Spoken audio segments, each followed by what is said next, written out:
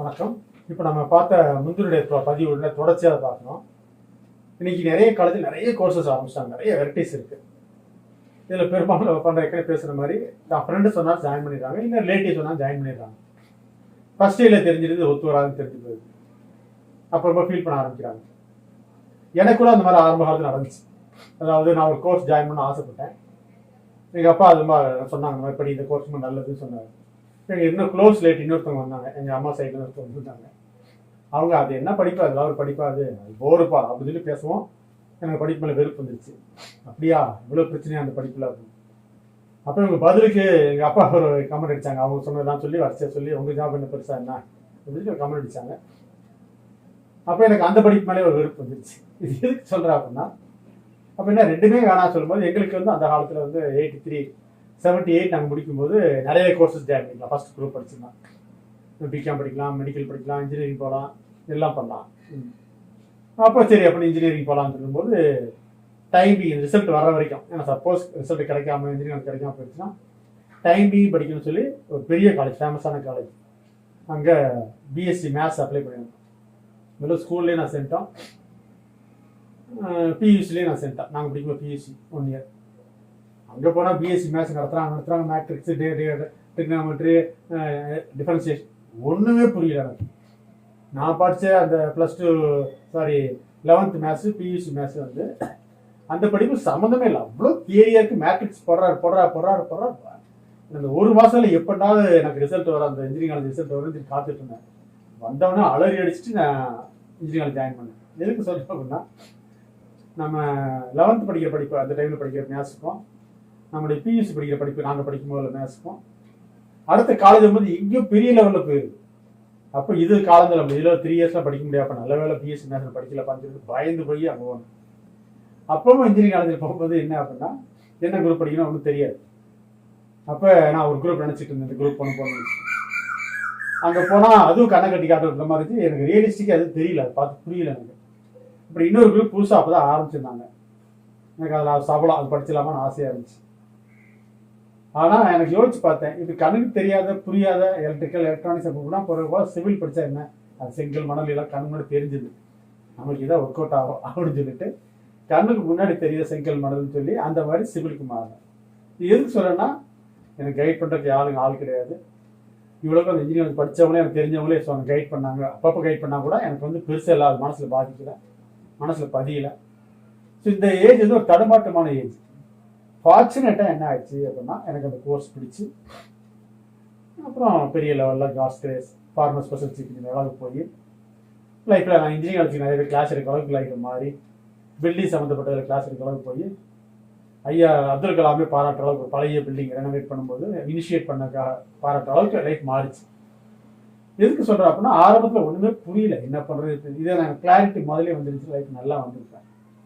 அந்த விதத்தில் first clarity வேணும்னு சொன்னால் அந்த what colours your parachute for college, இந்த புக்கை பார்க்குறது ரொம்ப ரொம்ப நல்லது. அப்போல்லாம் அந்த மாதிரி புக்கெலாம் கிடையாது. யார் சொல்கிறாங்களோ அவ்வளோதான். அவன் நல்லா அருமையாக பேசினான்னா அவன் அந்த கோர்ஸ் பிடிச்சிருந்த மாதிரி நினச்சிட்டு இருப்பான். ஆனால் உள்ளே போய் படிக்க ஆரம்பிச்ச பிறகு அந்த கண்ணு மொழி தீங்கிக்குவோம். So number 1 clarity. நம்பர் 2 வந்து எனக்கு உண்மையிலே ஆர்வம் இருக்கணும். அப்படி ஆர்வம் இருந்தால் மட்டும்தான் அந்த கோர்ஸ் இருக்கணும். 3வது டேலண்ட் இருக்கணும். அதில் என் திறமை இல்லாமல் நான் லைஃப்பில் ஜெயிக்க முடியாது. ஏன்னா லைஃப்பில் வந்து அப்படியே கதடிச்சு ஓட்டிக்க முடியாது. 4வது நீடு இருக்கணும். அதுக்கு நிரந்தரமாக தேவை இருந்த மாதிரி தான் நான் ஜாப் அந்த கோர்ஸ் நான் படிக்கணும். இன்னைக்கு தேவை இருக்கும், நாளைக்கு ஃபியூச்சரில் இல்லை அப்படின்னா போச்சு, வேஸ்ட்டு. இப்போ உலகம் 7 அதிசயம் சொல்லுவாங்க. 7 அதிசயமே சிவில் இன்ஜினியரிங் அவசியம் தான், பழைய அதிசயம் சொல்லுவாங்க. ஸோ மனசருக்கு வீடு கட்டிட்டு தான் இருப்பான். ஸோ அதுக்கு நீடு இருக்குது. அப்போ நான் என்ன ஃபீல் பண்ணால், நீடு எதுக்கு இருக்குன்னு பார்த்துட்டு தேவை எதுக்கு இருக்குன்னு பார்த்து நான் கோர்ஸ் படிக்கணும். இதில் என்ன சொல்லியிருப்பாங்க அப்படின்னா, நல்லா ப்ராக்டிக்கலாக அட்வைஸ் பண்ணியிருப்பாங்க அந்த புக்கில். இது நான் சொன்ன புக்கோட மதிப்புரை நான் சொல்லலை, இது ஒரு டூலாக நான் யூஸ் பண்ணிக்கிறேன். இதில் என்ன அப்படி சொன்னால், படிக்கும் போதே ஏதாவது பார்ட் டைம் பண்ணுறதுக்கு சொல்லி கொடுத்துருப்பாங்க. அப்படி பண்ணும்போது என்ன ஆகும்னா, நம்ம அட்வான்டேஜ் இருக்கும். நமக்கு மற்றவங்க தியரியை படிச்சுட்டு இருக்கோம், நம்ம ப்ராக்டிக்கலாக படிச்சுட்டு இருக்கோம். அப்போ ஃபீல்டில் வேலை செய்யும்போது எது முக்கியம் இல்லை, எது நம்ம அடிக்கடி யூஸ் பண்ணணும்னு தெரிஞ்சுட்டு அதை நிறைய கான்சென்ட்ரேட் பண்ணுவோம். அப்போ நிறைய கான்சென்ட்ரேட் பண்ணும்போது நம்ம அதில் எக்ஸ்பீரியன்ஸ் ஆகி சீக்கிரம் ஜாப் கிடைக்க வாய்ப்பு நிறைய இருக்குது. நம்ம அதை ஃபோட்டோஸ் எடுத்து, இன்றைக்கி ஜென்ரேஷனில் எல்லா கையிலையும் மொபைல் இருக்குது. ஸோ மொபைலில் போய்ட்டு காலேஜில் இந்த மாதிரி நிறைய பண்ணும்போது ஃபோட்டோ எடுத்து நல்லது எடுத்து வச்சுக்கிட்டு இதெல்லாம் ஃபைலில் போட்டு வச்சுக்கிட்டு இது வந்து நமக்கு ஒரு பெரிய கான்ஃபிடன்ஸ் கொடுக்கும். இன்டர்வியூவில் செலக்ட் ஆகிற டைம் வரும்போது அது உதவியாக இருக்கும். அதே மாதிரி லீடர்ஷிப், என்எஸ்எஸ், என்சிசி, என்னென்ன லீடர்ஷிப் இதில் உங்களுக்கு பிடிச்சிருக்கோ அதில் நுழைஞ்சு இறங்கி வேலை செய்யுது. இது சொல்கிறவங்க கேட்குறவங்க சிரிப்பாக இருக்கும். அது எப்படின்னா, அந்த லீடர்ஷிப் வந்து சாதாரண விஷயம் கிடையாது. இந்த லீடர்ஷிப்பில் டிரான்ஸ்ஃபரபிள் ஸ்கில்ஸ் தான் வந்து லைஃப்பில் பெரிய அளவில் உதவி செய்யும். நான் கூட ஆரம்பத்தில் அவ்வளோ சீரியஸாக எடுத்துக்கல. பட் 4th இயர் படிக்கும்போது சரி என்எஸ்எஸ்ல ஜாயின் பண்ணலாம்னு சீரியஸாக ஜாயின் பண்ணி, அப்போ ஃபோட்டோகிராஃபி தாண்டி என்எஸ்எஸ் பண்ணும்போது என்எஸ்எஸ்ல நிறைய நல்ல ஃப்ரெண்ட்ஸ் கிடைச்சாங்க. அவங்க நான் என்கரேஜ் பண்ணாங்க. அப்போ ஃபோட்டோகிராஃபி இன்னும் நல்லா வளர முடிஞ்சிச்சு.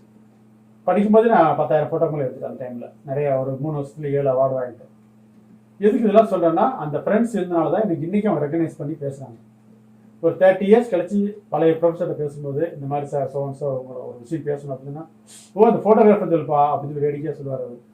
அந்த அளவுக்கு வந்து நான் படிக்கும்போது நம்ம என்ன பண்ணோமோ அது எல்லோரும் ஞாபகம் வச்சுருப்பாங்க. அதனால் காலேஜ் லைஃப்பில் யாரும் மேக்ஸிமம் லீடர்ஷிப் எடுத்துக்கிறது, மேக்ஸிமம் எல்லா டேலண்ட்டையும் யூஸ் பண்ணிக்கிறது, ஜாபுக்கு போய் வேலை பார்த்து பார்ட் டைம் பண்ணிக்கிறது, வெளி உலகத்தை தெரிஞ்சு வச்சுக்கிறது எல்லாமே அடிப்படையான விஷயங்கள் இன்னைக்கு தேதியில். அப்போ எது ரொம்ப நாளைக்கு இருக்கும், எது மாறிட்டு இருக்கும், எல்லாம் ஒரு ஐடியா கிடைக்கும். நிறைய பேர் பண்ணுறது வந்து காலேஜ் போயிட்டு வந்து முடிச்சு ரைட் ரெஸ்ட் எடுத்துட்டு இருப்பாங்களாம், இல்லை வேறு ஏதாவது டைம் பாஸ் பண்ணிட்டு இருக்கலாம், இல்லை வீடியோ பார்த்துட்டு இருக்கலாம், இல்லை ஸ்க்ரோல் பண்ணிட்டு ஏதாவது. அதில் என்ன ஒரு பெருசாக எனக்கு இருக்க மாதிரி தெரியல. நான் 3 இயர்ஸ் கழிச்சு என்ன சொன்னேன், 5 இயர்ஸ் என்ன செய்ய போகிறேன், நான் திருப்பி அதை எய்ம் பண்ணிக்கிட்டு அதுக்கு நான் எவ்வளோ பொட்டன்ஷியலாக சேர்த்து வச்சுருக்கேன், எவ்வளோ ப்ரூஃப் நான் சேர்த்து வச்சுருக்கேன், அந்த இன்டர்வியூ ஸ்கில்ஸில் என்னோடய டிரான்ஸ்ஃபரபிள் ஸ்கில்ஸில் எவ்வளோ நான் வச்சுருக்கேன். அது மாதிரி ரெஸ்யூம் எழுதுறதுக்கு ஃபஸ்ட் இயர்லேயே ஆரம்பிச்சிடும்.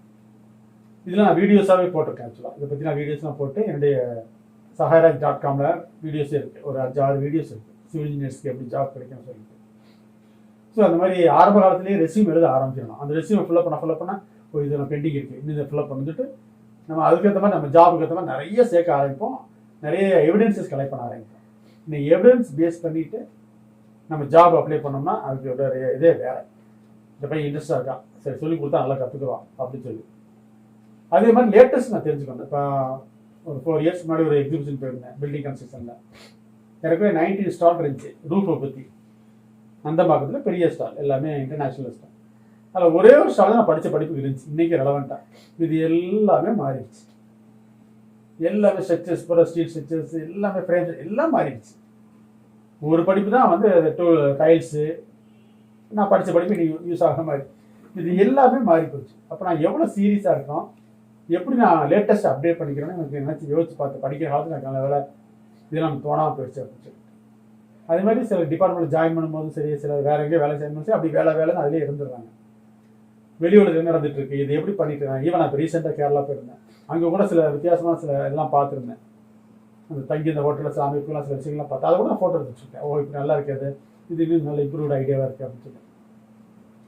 ஸோ எங்கே போனாலும் சரி லேட்டஸ்ட் என்ன இருக்குது, இன்னும் அது ரொம்ப யூஸ்ஃபுல்லாக இருக்கா அப்படின்னு பார்த்துட்டு, இப்போ நம்ம மற்றவங்க செய்கிறோட பெட்டராக இருக்கா, ஸ்பீடியாக செய்ய முடியுமா, ஹை குவாலிட்டியாக செய்ய முடியுமா, ப்ரௌடாக நம்மளை பற்றி பெருமையாக சொல்கிற அளவுக்கு இருக்குமா, அடுத்தவங்களுக்கு உதவியாக இருக்குமா, இல்லை விஷயம் தெரியாத இருக்கிறவங்களுக்கு மக்களுக்கு உதவி செய்கிற மாதிரி இருக்குமா, இல்லை பாமர மக்களுக்கு உதவி செய்கிற மாதிரி இருக்குமா, நம்ம ஒரு முத்திரை பதிக்கிற மாதிரி ஹை குவாலிட்டி இருக்குமா அப்படின்னு நம்ம யோசிக்கணும். ஒவ்வொன்றையும் நேற்று எப்படி பண்ணுறது யோசிக்க ஆரம்பிச்சோம்னா, ஐயா அப்துல் கலாம் சொல்லியிருப்பார், இந்தியா 2020 பேஜ் 420 சொல்லியிருப்பார், ஒரு 6 விஷயம் இருக்குன்னு சொல்லியிருப்பார் பதவியில் இருக்கவங்களுக்கு. இது பதவி ஆரம்பிக்கும் போதே இது போகிறதுக்கு இதெல்லாம் உதவி செய்யும். அது படிக்கிற காலத்தில் ப்ரொஃபஷனல் வந்து படிப்பு நினச்சிட்டு அந்த மாதிரி பண்ணலாம் ஆர்மி.